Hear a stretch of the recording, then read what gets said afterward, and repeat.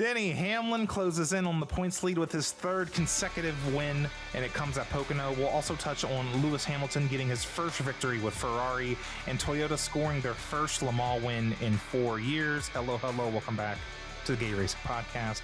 Happy Pride Month, of course, to everyone. Pride. We're getting a little global today, talking about a little bit of Formula One, a little bit of Le Mans. Some retro winners. Lewis Hamilton, Joseph Newgarden, Denny Hamlin. They all are the recent winners. It's 2019 again. It's a throwback. It's great. We're back. It's awesome. I love it. Best year racing I can remember. Or maybe it's just because it was the year before COVID. I just miss those pre-COVID times. I don't remember 2019 being that good. Let's slow down. It really wasn't. But Denny Hamlin did win a lot that year in Joe Gibbs Racing. He did. Well, 7 years later, not much has changed because Denny Hamlin, it was a conversation every week here on the podcast. Like, man, it's Toyota. But really, it's really just Denny Hamlin at this point. It was Tyler Reddick for a couple months, couple weeks. Tyler Reddick finished second today. But the past couple of months, really, it's been Denny Hamlin. Denny Hamlin took a while to get the win, but wow, 3 in a row, first time in his career. He's in his 20th season and he's finally got 3 wins in a row, which I didn't realize he hadn't done that before. Really cool. Yeah, a lot of drivers get close to doing it, but they can't. And there's another little additional stat. He's the fourth driver to do it, while also getting pole in all 3 of those races. And the last one to do that was Darrell Waltrip. Yeah, like 40-something years ago. So that's really cool. He's just setting new milestones that we didn't even know about, right? And yeah, I would say it'd be cool to see him go for 4 in a row, but we're going to San Diego next week, and I don't. Yeah, he ain't winning. No, he ain't winning San Diego. Not even the power of the minions are going to get him to win San Diego. But this was Denny's 64th win. He's now solely 9th on the all-time wins list. Breaks that tie with Kyle Busch. And he gets it at Pocono. That is very, very fitting. His first win was at Pocono. It's his 8th time winning at Pocono. And as a math person, that means 1 out of every 8 of his wins are at Pocono. Ooh, which is kind of cool. That's true. Yeah. He said so on the Prime broadcast. He said 9 because remember he got DQ'd that one time. Yeah. So he's crossed the finish line first 9 times at Pocono. Like Pocono is his track, and he talked about on the Prime broadcast why. Because it's just a momentum based track, carrying corner speed. It just fits his style. It's just cool to see success, and especially with the points format that we have. You know, Denny Hamlin is the championship favorite, 100%. He's going to get that points lead sooner than later. Well, maybe not with the road courses. That's gonna just as he's about to get the points lead, we're gonna go to some road courses where. But then it's like what, Chicagoland and Indianapolis right after that. So it's gonna tighten back up. Yeah, that's the thing. It's like people I understand people that might be bored with Denny Hamlin's dominance, but personally, I'm not yet. And I think it's because, maybe it's just because we just lost Kyle Busch and we're still the fragility of life. But I'm just appreciating Denny Hamlin's time in the sport. Because, he only has so many wins left. Denny's been very vocal that next year he expects to be his last year. But if he keeps this up, I would find it very hard for him to step away from the race car if he's performing this well. I mean, maybe he'll do an extra year in 28 and allow Brent Cruz to get a little more seat time in the O'Reilly Series, maybe a part-time cup ride that year, kind of like what Corey Haim's been doing. But I don't know.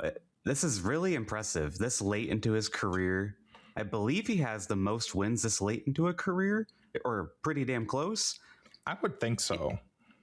I mean, the most comparable, really good season this late into a career is probably either Jeff Gordon in 2014, which I think Denny's already having a better year than that was. Yeah. And then you have Harvick in 2020, which Harvick still went on for several more years after that. Really remarkable stuff what Denny Hamlin's doing at his age and where he's at in his career. 64 wins is crazy. His goal a year ago was 60. He's already well beyond that. Yeah, and Jeff Gordon was 43 years old in 2014. Denny Hamlin is 45. Right. This is not even, and Mark Martin, I think, was pretty successful for how old he was, especially 2009. But this is remarkable because he's literally the championship favorite. Not even, I don't feel like Jimmy could. And Jimmy's frequency of wins in his time was a lot greater. But for Denny to be going this far into his career, looks outmatched, and I know it's part, the car definitely helps in that crew, but the driver's still a big part of that, and like feeding information to the team, what they need to do to the car, and just executing it. He didn't put a foot wrong all day, even getting back in traffic. Even when he got behind the 9 car, wasn't that big of a deal. I did look it up. Mark Martin was 50 in 2009. Yeah, that's what I was thinking of that year, because he won like 5 something races, maybe 6 races that year. And he was second to Jimmy in the chase once it got to that. But yeah, really cool for Denny. And now the question really is, like you just talked about how good he was today and how good he's been. Could he get the 70 wins? Like it was Weston, is he going to get the 60? Might get it this year. Like he might get the 70. And Zach, just a year ago, I think it was Martinsville earlier in the year, we're like, this could be Denny's last win. He's getting up there in age, and you never know. You just don't know. The performance could drop at any moment when he's that age. It's so impressive what he's doing. Both Kevin Harvick and Martin Truex, I believe their last career wins were consecutive. Like they were consecutive, like back-to-back wins. Yep. Or they were close. Like, so we've seen it before, and Jimmy Johnson, his last wins, he had like 3 in the spring, 2017. It could stop at any moment, but there's no reason to expect it. And we talked about this in our text earlier. The big storyline for Denny Hamlin with me is checking off the last 2 things. The Brickyard 400, which is coming up in like 6 weeks. That's going to be the biggest race of the summer if you're a Denny Hamlin fan, clicking that race off. And then, of course, the championship, which I feel like the only thing that's going to stop him from that is like mechanical gremlins that Toyota had in the playoffs last year. Yeah.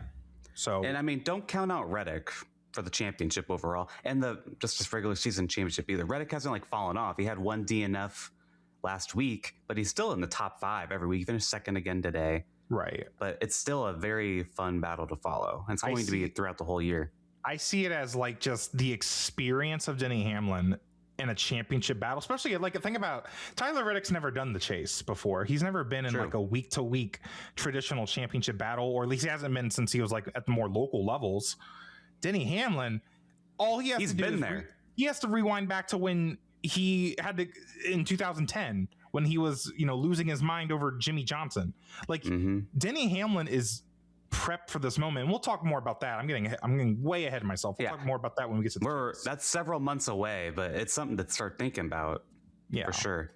So we have some Patreon comments, both from Dylan. Patreon member Dylan says, don't have to love him, but you have to respect him, even though he's talked about how he'll be stepping away before the decade is over. We had Jimmy in the 2000s, Kyle Busch in the 2010s. I definitely think it's safe to say that Denny Hamlin is the driver of this decade. He has no less than 2 wins since 2019 in each season and has been a driver others have had to surpass if they want to win the championship. Do you think that's fair? Driver of the decade? Yeah, because the consistency is unreal. Like I feel like the storyline always focuses around him, whether it's off track, on track. He's kind of been the guy. That is a good point too, just because Jimmy Johnson was more known for like on track stuff. He got named as one of the 100 most influential names in sports by Time, as was Carson Hocevar and Michael Jordan. I mean, it all shows for itself what he's done. It's not like, Kyle Larson, who's on a winless streak, and Chase Elliott, who went a year without winning and his injuries and stuff. Like Denny Hamlin has consistently been there. Right. There was never like that many off years for him. I think the last season, the only season where he didn't win was 2018. And even that wasn't a bad year. He just didn't happen to get to victory lane. So yeah, it is really, again, it's just really cool to respect. I feel like you have to respect him. And I think, Yeah. And Dylan also said that he thinks this is the first time a movie sponsored car has won since Kyle Larson at Michigan with Cars 3. I did not fact check this, but that sounds right. Okay, because I was like, why are there Minions on the car? There must be another Minion movie coming out. And of course there is, July 1st, 2026. And I was wondering why there are eyeballs just randomly on the car. It's Minions and Monsters. So that's why there are eyeballs just randomly on the car. I didn't question it. I was just like, whatever. I feel like the Minions are so like omnipresent that like they're just putting them on the car for fun. They're just for Hawaiian. fun. They're just for fun. But no, there is a movie coming out. I do remember that Michigan win. the Cars one. The only most recent movie win I could think of is when Jimmy Johnson had Superman. And he had Madagascar. He had Madagascar. Oh, and he had the big clown win. I think Jimmy scored a few movie wins now that we think about it. He probably had one back in the 2000s. Did Jimmy win in the SpongeBob car in 2004? I don't think so. He might have. Was that Charlotte? Did. I'll fact check it, but I don't think he did win in that. I feel like there'd be pictures every year of that. True. But yeah, really cool for Denny. This is also the bet. He kept saying in the post race that this was the first win for King's Hawaiian with him, and that before this, his best finish with them was like 30th. So he had a little curse going with them. They did have a curse. Now. Yeah, I think Brad Kay had a curse with them too. Like he had a bunch of close, like almost wins with them. So cool to see a new sponsor get a win. Christopher Bell tried to stretch it on fuel in this race. He ran out of fuel coming to the white flag. That's disappointing, but Zach, you were very certain in our text that he wasn't going to make it anyway. 50 laps is a lot at Pocono. That's unreal. But they were close. I think, and they were talking about this on Prime, if he had more draft help, because he was running in clean air all by himself a lot of those laps. And I think maybe Christopher backed it down even more like earlier in the run, because I think they were still so set on like fighting the 11. And also, like, if they catch a caution, they win the race low key. Like, they just need then they have clean air. Yeah. Because we saw Chase Briscoe. Chase Briscoe did a very similar strategy last year and won on a fuel save and held off Denny Hamlin. So they, considering where they are in points, I don't know if it's worth the gamble. They weren't running that good anyways, but like a win, I mean, they haven't won all year. They're probably not going to win the next two races, you know, with the injury. So true. I was going to say Bell's a pretty good road racer, but injury, it kind of sucks to come home with 26 though, because if they would have saved enough fuel, they could have gotten a top 5 or top 10. I mean, you know, points are important. They're 10th in points. That's not where you want to be if you're a GGR car. So. And if you did miss it, Bell did break his wrist at Michigan last week. So he had a cast on. He said that he was basically driving with just one hand, which I'm kind of surprised he got approved despite that. But I think seems to be okay. He might have been exaggerating. Like, he probably still has his other hand on the wheel, but he's probably doing most of the work with the right hand, if I had to imagine. Which on an oval is probably fine, because like so the next 2 weeks are going to be pretty interesting. They were talking on the broadcast, they're going to have to like get the cast cut off and put a new one on to help him be able to turn right. Whatever. Okay. Yeah. So Legacy Motor Club finished 4th and 6th with John Hunter Nemechek and Erik Jones. Hell of a race for them. They were up front quite a bit. Yeah. They've had speed, like, because they'll like get put in this position, but then like they actually hold on to the track position. John Hunter Nemechek led so many laps today. Yes, it was an alternate strategy, but like he didn't get swallowed up by like Chase Briscoe was on the same strategy and he did not get swallowed up by Chase Briscoe. Erik Jones, this is the second week in a row he's gotten top 10 finishes, and like he's gotten 3 stages where he's gotten points like in the last 2 weeks. Impressive. And he's now in the chase, as we'll see in a minute. Like that's huge for this 43 team. They are we didn't really expect it. And like it's been kind of throughout the last month, but they've just been they haven't finished outside the top 20 since Talladega. Like that's they're just crazy. Consistent. And it's paying off, because you see other teams around the bubble like SVG, like Logano, like Keselowski today. They just get in a wreck. They just get caught up in something. But Erik Jones, go ahead. I do wonder if all the investments that Jimmy Johnson has made is starting to show. Like they've been with Toyota a bit longer now. They're starting to adapt to it. Matt Kenseth works there, I believe, still as kind of like a driver coach. They have all these different investors into the team, so they're probably getting a lot more money than they had been before, especially before Jimmy became a part of the ownership. Legacy's really impressing me. They were not good a year ago at this point. Very impressive, especially for John Hunter Nemechek. I think people know Erik Jones is really good, but John Hunter Nemechek's gotten a lot of criticism. So really good for him too. You know what? Watch when we get to Darlington in a few months. Ooh, girl, Erik Jones about to win his 3rd Southern 500. Like it's on. Right. That would be really cool, especially if he's in the chase. That would actually be really big deal. He could leave Darlington as like top 5 in points. Well, it's how big a win is. Yeah, if he makes the chase and wins Darlington, or even a top 5, like, do pretty good. That would be awesome. And I think it's a combination, again, all the resources Legacy is investing into, and they do have the best manufacturer. Whether it's the engine side or just the aero side, they are set up for success being a Toyota team, you know? Yeah. So we have a Patreon comment from Dirt about Legacy. It says, Legacy seems to have figured it out on the 670 horsepower tracks. Like recent years, they're not as strong at the tracks with less downforce. With just 2 670 tracks remaining, do they have a chance to win either Chicago or Indy to bolster their chase chances? I wouldn't even say like Erik Jones sneaking into the chase. He's already snuck into the chase. Like he's already there. Again, the consistency I pointed out since Talladega, like they can now. They don't want to end up like Ryan Preece where they just kind of melt down, because that's still very much a possibility. Right. He still is on the bubble, but I think Erik Jones is a very likely chase candidate. John Hunter Nemechek, I don't think he's going to get there. But it's just but Erik Jones, I think he's a good enough driver to execute the next few weeks, next month or so. Yeah. Good results at Chicago and Indy will help. But just got to survive the chaos too. That's going to be the hard part. And then Dirt does ask us, can Erik Jones sneak into the chase? I mean, we can take a look at the point standings and take a look where he's at. He is tied for 15th with Austin Cindric for that those last 2 spots in the chase right now. And I love the point standings, guys. We talk about it every week, but wow, it is so much fun to follow. Is it not coming up? Not coming up for me. Girl, I'm trying. I hit the button. Share. There we go. Sorry, y'all. Technical difficulties. Thank you to Toby Christie for the graphic.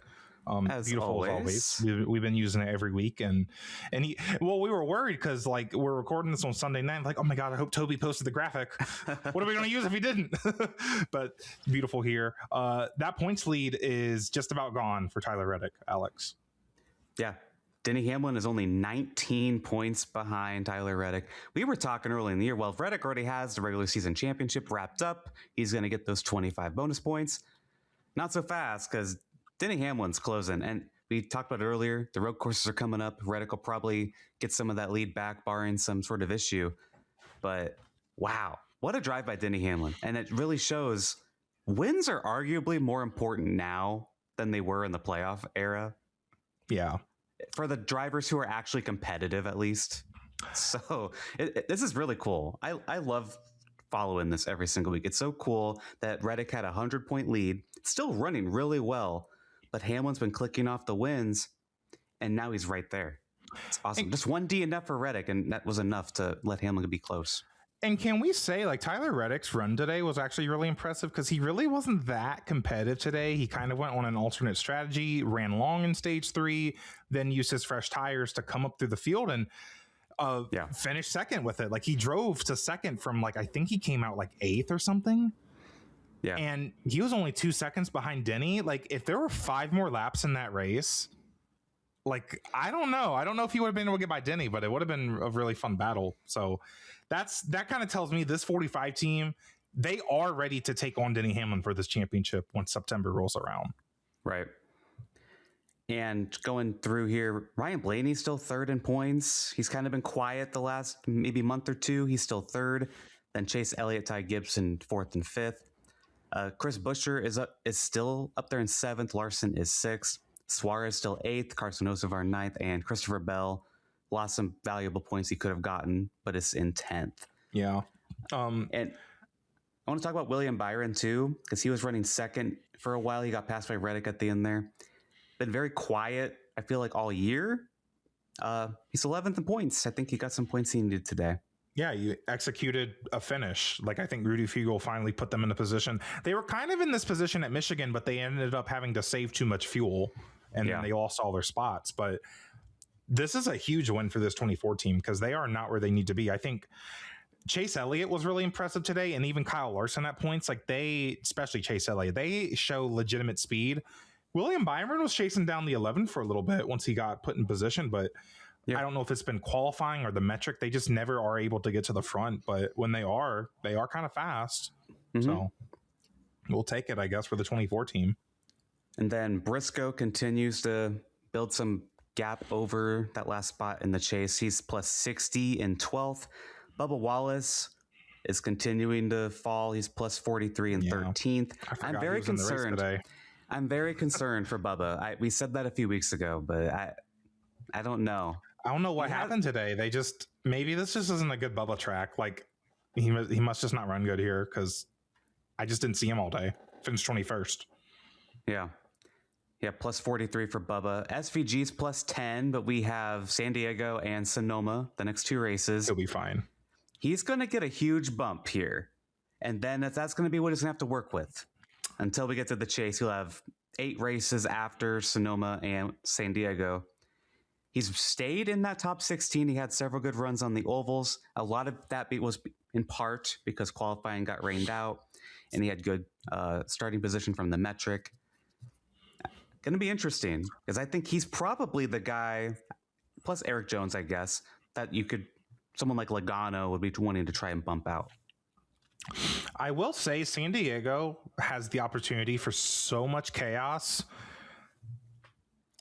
Something could happen to him next week, and it would be really, really disappointing. I think he's going to win by like 30 seconds.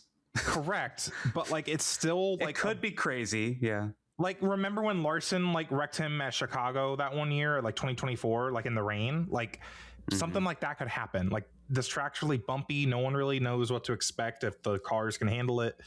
But I'm just saying that like, that's like a 10%, 20% chance that could happen. Because I think he is definitely the favorite going in. We'll definitely get points in these next 2 weeks. And we mentioned Erik Jones. He's plus 4 on the left side in the chase at the moment for the first time, as well as Austin Cindric plus 4. And if you look right outside the chase, you have Brad Keselowski, who got last place today, minus 4. I think he could still get back in there, but he's going to need some good runs. He's had a lot of bad runs lately. Yeah, and there's only there's 3. There's 3 Fords in the chase right now. Only 3. And then there's a bunch 3 Fords lined up. 2 of the RFK cars. 2 of the RFK cars are out now. Logano's out. Cindric's barely in. Right. Yeah, and like you said, 3 of them, Brad, Joey, and Ryan Preece, are 17th, 18th, 19th. Yeah. Right outside of it. Meanwhile, Spire still has their 2 cars sitting right in the top 10. Like, I love that. It is crazy. Daniel Suarez overtook Carson Hocevar in points. Wow. That's awesome. I did not see that coming. Yeah. So Joey Logano's minus 21. He finished 34th today. Somewhere. He got damage in that big accident with Josh Berry, SVG, off turn 3. That's Keselowski finished last. That's why he dropped out of the chase, because he got he DNF'd from that. Logano just had a lot of damage. They went a few laps down. Yeah, kind of sucks. And that's, again, Erik Jones took advantage of that. Everyone near the cut line had problems today. And you know, Zach, right below the Fords, right outside the chase, you have Michael McDowell, AJ Allmendinger. Outside of SVG, those are probably like the dark horse road course guys. Allmendinger, whatever, but McDowell, yes. He is 2 top 5s on both road courses this year. Those really 2 could be like a dark horse underdog. Like if SVG has an issue to maybe steal a win here, that could give him another shot at making the chase still. That's 100%, something to watch. 100%. Yep. Especially again, these next 2 weeks, we could see McDowell in the chase after the next 2 weeks. Like, it could be that serious. Like, if he gets 2 more top 5s and other people have problems, especially next week at San Diego. Next week's going to be stressful for a lot of these guys, just the chaos of it all. And then I'm looking on the right side of guys not in the chase. Ricky Stenhouse is 22nd. I don't see that happening. Ross Chastain, we mention him every week, minus 61 and 23rd. I don't see it happening. Zane Smith was literally battling up front today. He was trying to make a pass on Hamlin. It was a little aggressive, but nothing crazy. Lost it off turn 1 and crashed. Sucks. Like, it just sucks, because he was having a great run. Similar to last week, he had a great run, but kind of got wrecked out. So, man, because he was a dark horse for the chase, but now after 2 DNFs, it's like, it's not going to happen. You lost your chance. Yep. So only 10 races to go until the chase. Zach, I ask you this just about every week. The drivers on the left, who do you think might have a chance of falling out? And then on the right, who could jump in? If you're below Chase Briscoe, I would not be comfortable. I agree. Yeah. And SVG is going to get above Bubba here in the next 2 weeks, I think. But he needs to, SVG, he needs to survive the 8 weeks that are going to come after the next 2 weeks. Right. That's why I think SVG genuinely needs to win these next 2 and get all the stage points he can get and just try and build that buffer. And the metric will build a wall for SVG, essentially. Is the metric should carry him for a few weeks, you would hope, you would think. Yeah. So we'll have to see. It'll be really interesting to watch. But yeah, but as I talked about earlier, I'm getting ready for the chase. Like, I can't wait for the chase to begin and we watch this championship battle. Because again, there's just little things. It's going to be all about the points instead of who's going to win and then hang out for 3 weeks. Oh, I'm actually excited. It's going to be a intense 10 weeks. It's going to be really intense. It's going to be like how it used to be when we were kids. And you brought it up. Out of all these guys, who has done it before? It's Denny Hamlin. Joey Logano did it, maybe Brad Keselowski for a couple years, but they ain't. That's the thing. They're not competitive, though. They're not competitive. They're washed. Like, wow, that is great. Like, he is the only guy in the chase that has actually competed pre-2014. Kyle Larson, Elliott, Blaney, they all didn't really start till we had the playoff era.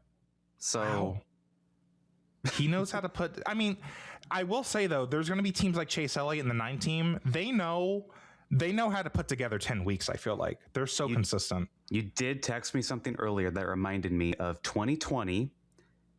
You said Chase Elliott's kind of always there with Denny Hamlin. Who was always with Kevin Harvick and Denny Hamlin in 2020? Oh, it was Chase Elliott, wasn't it? It was Chase Elliott. And all it needs is like a win at Martinsville, because like Chase Elliott could be like second to Denny all of the chase, but then maybe he just wins Martinsville and like he's there. And Chase Elliott, like you said, very consistent, kind of quiet. You're going to kind of need to be consistent in those last 10 races. What teams he drive for? Hendrick Motorsports, the team who really figured out the chase. Yeah. They know how to win championships. And Kyle Larson and Cliff Daniels, they're not that far off either. They've been pretty consistent the last month, but that 9 team is one of the only non-Toyotas to actually bring it to Denny Hamlin on a weekly basis. Yep. And also Ryan Blaney, by the way, for how bad Ford is, for him to be 3rd in points just shows you how strong that 12 team is. Yeah. If Ford can figure anything out, you also can throw Blaney into this conversation. I did love the Altel Ryan Newman 08 Daytona 500 throwback scheme. I don't like that they ran it at Pocono. It was random to be at Pocono. Daytona. I think they should have ran it at Daytona or the Brickyard, even like somewhere, anywhere. I thought it was cool still, but yeah. I don't think Austin Cindric's done a throwback this year yet. No, they'll probably do a Brad or a Rusty Wallace one. Or what if he does a Simon Pagenaud Menards one at the Brickyard? That'd be kind of cool. Yeah. That would be really cool. They should really do that. You're welcome. You're welcome, Team Penske. Any other notes on the points? Nope. All right. Good talk as always. Of course, and we'll move on to hot topics. Ooh, these are hot topics. Kim Kardashian's involved. This is the Wendy Williams show. Because what? Go ahead. Did you see? We're gonna go Wendy Williams here. Did you guys see that TikTok that was like Kim Kardashian might have cursed Kimi Antonelli because he took Kimmy's towel? I saw this whole TikTok about Kim Kardashian's family going back to some generations where they like used to do these rituals. I'm like, girl, I believe you. Okay, Lewis was leading when this happened, but Kimi Antonelli's car like died after he passed Russell. And I was just like, oh, Kim, what are you doing, Kim? And Lewis is leading? Interesting. Like, there's just something different about Lewis the last few races this year. And I haven't even been watching that closely, and I can tell. Yeah. And Lewis Hamilton scores his first win with Ferrari. That is so cool. In all seriousness, that's so cool that Lewis. It is. because I wasn't sure he was going to win again. Well, that's the thing. Cool. Like we're appreciating Hamlin's wins. It's like Lewis really hasn't been winning that much, and it's a bit of a throwback. It's a nostalgia, and it's just they said it on the broadcast, like it's the all-time record for wins just increased by 1. Like we're watching, like history is still living among us. That's why Hamilton's a big deal to me, and that's why it's really cool to see him win, especially like he's supported the LGBTQ plus community with a lot of gestures. So it's just, it's easy for us to be a fan of him. He's just really cool. And so first win for Ferrari, but also his 106th career victory. That's a crazy number. He's also the first driver I saw to win for McLaren, Mercedes, and Ferrari. That's a big deal. Red Bull next. Red Bull next. Red Bull Max, next. Let's go. Max, move out of the way. Lewis is moving in. No. But we have a Patreon comment, which I think you might find interesting, Zach. Patreon member Dirt says, Slay of the Week to Lewis Hamilton. Are our Patreon members allowed to do that? You got to pay $10 a month to be given Slay of the Week. What? I'm sorry. I don't see you on this show. You can't just be throwing out Slay of the Week like that, like willy nilly during Pride Month. We're kidding. We're joking. Slay of the. I'll let it pass because it is Lewis Hamilton. The definition of slay. Yeah, yes. It is really cool. Unk is not washed. It is Denny Hamlin, Joseph Newgarden, and Lewis Hamilton. The Unks are winning. Are winning. As me and Alex, as two fellow old people, because we're getting up there. We got gray hair. I'm balding. It's not looking good, y'all. It is kind of nice to see the old guys win. We still got it. Hearing the broadcast say 20 years ago, Denny Hamlin won his first race at Pocono. I remember that day very vividly. I may have been like 7 years old, 8 years old, but like I remember. I love little baby Denny. Oh. Like he was so cute. Like his little twang. Like he had a little twang. I retweeted something this week on Twitter. Yeah. But anyway, Dirt continued to say about Lewis Hamilton. Lewis won on pace in Ferrari red. Genuinely unbelievable. They said Unk was washed. Do y'all, in parentheses, mostly Zack, since he's mostly kept up with F1, sorry, Alex, in parentheses. Zach, have you been watching F1? Me? This Zach? Me? What? Baby, I watched half of the Canadian Grand Prix. I don't know what I don't even have Apple TV. The most I've kept up with F1 is all of the thirst tweets. All of the thirst tweets. Like when Lando Norris bends over or something. Like that's all I could get caught. Or when he's in the arms of another man. I'll leave it at that. But whatever. I enjoy the Oscar Piastri TikToks I get on my For You page. I think we are the Drive to Survive fans at this point. We're just there for the men. Well, yeah. I just don't want to pay money for something that I'm not going to wake up for all the time. Yeah. That's all. We don't watch F1 because we want to be well rested so that we can cover NASCAR in our best effort. Well, yeah, it takes 5 hours for a race to happen, Yes. But well, one more thing before we move on from Hamilton. Is there a NASCAR driver who also has like won with like 3 big teams? Because that'd be like winning Casey with Mercedes, Kane, I guess. Winning with Mercedes, McLaren, and Ferrari is like winning with like Hendrick, Penske, and JGR all in your career. But I can't think of like Kurt Busch has won with Kurt Busch was never with Hendrick. Yeah, but he did Roush, Haas, maybe Casey Kane, Penske. I'm thinking Casey Kane did Hendrick, Red Bull. Carl Edwards did Roush RPM. and JGR. But like we look at Denny Hamlin, Jimmy Johnson, Jeff Gordon, even like Kevin Harvick and Kyle Busch. Like they either stayed with one team, or most of the success was with one team. Well, like Harvick had 2 teams, I guess, but 3 teams. That is kind of impressive to win the 3 teams. Yeah, Kenseth won with Roush and Gibbs. Yeah. It's hard to Mark Martin be around for Hendrick that long. And Roush. Hendrick and Roush, probably another team at some point too. Yeah, that is impressive. I think Kurt Busch definitely did. He did Ganassi, Penske, Haas, Stuart Haas. Yeah, Kurt Busch.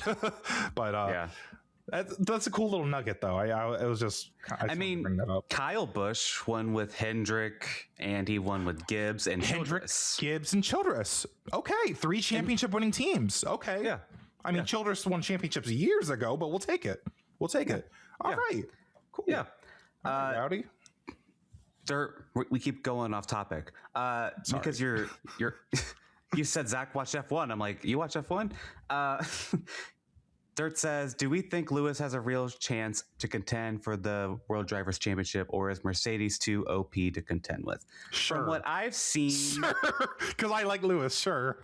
From what I've seen, Kimi Antonelli is probably going to win the championship this year, but it is a long season. F1 goes to like December or something crazy. They have so many races. It's like 25 races. It's like ridiculous. Ask me in October, and we'll see. I'm just happy Lewis won again. I don't know if a championship is actually realistic for him, but I think it's cool, but it would be really cool. That could be a storyline. If Hamilton starts racking off wins this summer, I might have to buy Apple TV because I will be there for it. I want to be there for it. Right. Yeah. I did just cancel my Fox One subscription because I'm not into IndyCar like that, and the NASCAR coverage is over for the year. So maybe I'll do Apple TV just to replace that. I don't know. Yeah, we'll see. Anything else on F1? No, I don't know where they go next. I know Silverstone is soon. I think stay tuned to see if Kim Kardashian really did put a curse on Kimi Antonelli. I love that because that theory came out, and then the next week his car dies. That's so interesting. We need like a big celebrity dating someone in NASCAR. Like Carson Hocevar has got to actually secure the bag. Carson's trying with Sabrina, but that ain't gonna happen. We can go a little bit. We can go B-list. We can go B-list celebrity. That's fine. Anybody. I mean, like anybody. A woman or a man. I really don't care. Happy Pride Month. Like just find somebody, man. you know that meme that's like make up a duo, or like this is the most made up duo ever, or something like that. I'm thinking of like Olivia Rodrigo. Who would she date? She's like 22 or 23. I don't know. Doesn't she hate men? Well, yeah, that's what her albums. Who's the nicest man in the garage? You know that SpongeBob meme going around? They just played in her face. They just played in her face. That's what her whole album's about, by the way. Great album. Anyway, Zach, you watched Le Mans. Yeah, a little bit. I had it on most of the time. And it was really competitive. It was kind of a three-way battle between Toyota, BMW, and Cadillac. As an American, we were rooting for Cadillac. It was because it was the first time they were really like in the heat to win Le Mans, but Toyota ended up getting the victory. This was their first win in like 4 years because they had a stretch where they won like 4 in a row when it was before the current regulations. Not many people were in the top class, but this was the first like really competitive Le Mans that Toyota has won. They did it with Nick DeVries, he was in F1 for a little bit. Kamui Kobayashi, who we all know. Love Kamui. And Mike Conway. Kamui and Kobayashi and Conway got their second Le Mans win. Nick DeVries gets his first. Really cool for Toyota. Heartbreaker for Cadillac because one of their cars had mechanical problems, and it was the one that Jack Aitken, who had a really good night stint, he was driving, as well as Earl Bamber and Sebastian Bourdais. Sebastian Bourdais, like, and I didn't realize this, but you know how Tony Stewart and Kyle Busch, the 20 years of trying to win the Daytona 500, and Brad Keselowski now to an extent, like they could just never do it. Mm-hmm. That is Sebastian Bourdais with Le Mans. Especially Sebastian Bourdais. Night, I was pretty shocked. I didn't realize Sebastian had done Le Mans that much. He's done it a lot. He's been competitive. He doesn't have that many tries left. He's getting old because he's been racing for like years, since we were kids. Yeah. It's and he's French. Le Mans in France, like it's his home race, and he was in position to win that race before that car broke. It just really sucks. It was kind of a heartbreaker moment. I just didn't realize the magnitude of Bourdais. Because honestly, if you asked me if he won Le Mans before, I was like, well, he probably has. Yeah, sure. I don't know. Mm-hmm. But yeah, that really sucks for Cadillac. And then the other Cadillac that was because they had the 2 Jota entries and then they had the Wayne Taylor entry. One of the other entries got it wasn't a pit road speeding penalty, but it was like a slow zone, like the virtual safety car or whatever. They got a speeding penalty during that, so they had to serve a drive-through, and they couldn't make up the deficit. So really a heartbreaker for the American brand Cadillac and one of the world's biggest races. I mean, we say the Indy 500's the biggest race, and in my opinion it is, but like if you're going to argue with that, Le Mans is a really good argument because it's, you know, Le Mans is essentially the endurance racing Indy 500. All if of you them, want to call it that. You can't compete with like all the brands and all the manufacturers and the cars. I mean, the cars are just so cool. It is. I mean, they're two very different events, and I kind of put them very similar side by side. I don't think we need to put one above the other. This is one of the biggest races in the world. It's a huge deal. And Ford will be in it next year with their hypercar in the top class, trying to go back to another Le Mans victory. And I'm excited about that. I'll be following that very closely. I might stay up for all 24 hours next year for Le Mans. Have you done that for the Rolex before? No, I have not. It's fun if you like are genuinely into it at the time. Like, yeah. I think I was willing to this year, but then like it just rained and fogged for like during the night. So I was like, well, let me just sleep. And then I woke up right when they went back to greens. I was like, this is perfect. Oh, wow. Well, you basically did it then. So sure, whatever. Yeah. But yeah, endurance racing is cool. I'm glad I got to talk about it a little bit. Cool. So let's move into fantasy, kind of wrap up this episode. For NASCAR fantasy at Pocono, we finished 1-2 again. You got the win. You had Denny Hamlin yet again. We are now tied. I had Reddick, who finished second. It is 13-13. And what we decided last week is that if you won, then whoever finishes better while we're tied has to go second. Right? Yeah, so I will get to go first. I'm going to go Shane Van Gisbergen. I'm going bold. I have two guys I'm trying to pick between. It's either Tyler Reddick or Michael McDowell. Michael McDowell. I mean, you were hyping McDowell up earlier. No, I'm serious. Like, remember he almost won Chicago? Like, was it last year or something? Like, he finished a second at Watkins Glen and fifth at Coda. Like, I'm serious. Like, he's fast, but I am going to pick Tyler Reddick because he just has that bit of an edge over him. Yeah. I did want to pick Michael McDowell though, because that would have been fun. Yeah. But I just don't see it in the cards for him to actually win. He'll probably finish second or something. I think San Diego will be an interesting race. I'm not that excited for it like I would be with Chicago. This is kind of essentially replacing, because the old Mexico City date from a year ago, it's essentially replacing Mexico City and Chicago in a way this year. Yeah. And I don't know if it'll live up to the vibe of either of those.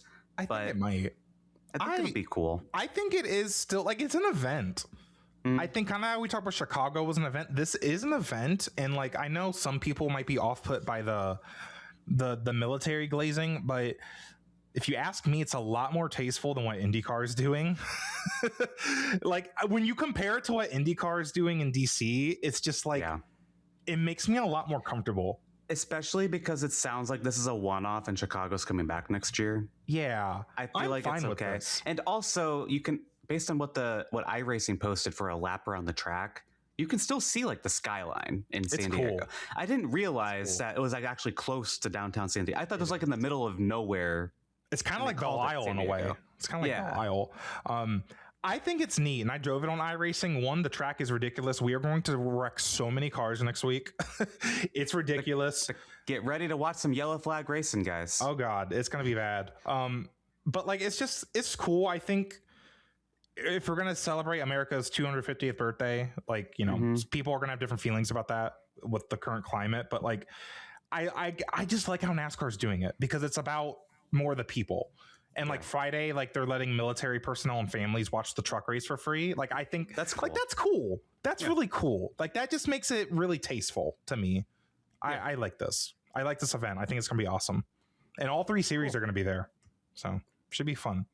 And Jimmy Johnson's doing the truck race. Yeah. I think Jamie McMurray's going to do the 25 car, the Dodge car. Yeah. Yeah. Second street race for the trucks this season. That's crazy. I loved how they went to St. P. I was talking about it with somebody yesterday. I think it's just gonna be a cool event. It's just gonna be a really cool event. So definitely we'll be watching all weekend. So IndyCar is at Road America. Well, these races might be conflicting on at the same time. I don't know. I think IndyCar is going to be on first because they're starting like at 4:00. It's the West Coast. NASCAR is, so they're starting at 4:00. True. But we'll see what Fox decides to do. They have the World Cup, so they probably want to get this out of the way. Right. I put it on early. So IndyCar's at Road America. At Detroit, as a reminder, or Detroit Gateway, sorry, you had Joseph Newgarden, who won, and I had Pato finished 11th. So you have really caught up to me in IndyCar. You've done a really good job. I have 3 straight wins between both series right now. It is 13-11. Who are you going to go for IndyCar? Who should I pick? Oh, Alex Palou. So bold. I had to think about it. I don't even think he won there last year. He might have. I don't care. I'm just going to pick him. Was this a race that he ran out of gas last year? Or was that a different track? I feel like he ran out of gas at a track last year. I wish he would run out of gas more. He should this weekend while you pick him. I like that's that idea. AI. There's no way he ran out of gas. I feel like, didn't Dixon win a race like that? Maybe he did win this race last year, actually, now that you say it. I'm trying to look it up. They all blend together, man. I don't know. Well, if IndyCar's website was good. Oh no, Alex Palou won this race last year. Oh, okay. Come on. I told you it was AI. I'm thinking of a different race then. Who am I going to pick for Road America? I'm going to go with the guy who's probably going to finish second, and that is Kyle Kirkwood. Okay. I don't know. This is the best road course race of the season for IndyCar. Road America is awesome. Even with like the hybrid stuff, it's Road America. It's Road America. It's one of the best racetracks in the country. Long straightaways to set up passing. Yep. It's going to be awesome. Well, that's another episode in the books, but you're going to hear more from us this week because we chatted with our friend Alyssa Moore, aka G-Wiz. You may know her on social media at G-Wiz of the Stars. We had her on the podcast once again, first time in 3 years. We talked about her career. She is a trans stock car racer while also being a DJ. She's so cool. She's so funny. One of my favorite people to follow on Blue Sky. She cracks me up every day. Yeah. Our $5 a month Patreon members got access to that early and still do for a couple more days. It'll go up, this episode will go up for everyone else sometime this week. So check that out on patreon.com/GaryRacingPod if you don't want to wait. Otherwise, we also have our $2 a month tier on Patreon if you want to join a discussion that we had throughout this episode. And you can like and subscribe on YouTube and leave 5 stars on the podcast platforms. And follow us on socials at Gary Racing Pod, at Newgaden, and at Dreamy Zack Racing. I had so much fun talking to Alyssa during that episode. Me too. It really filled my cup. It was so fun. Yeah. So fun. We will see you guys next week to talk about NASCAR at San Diego and IndyCar at Road America. Have a great rest of your week. Have a great Pride Month, and we'll see y'all next time. Bye. Bye.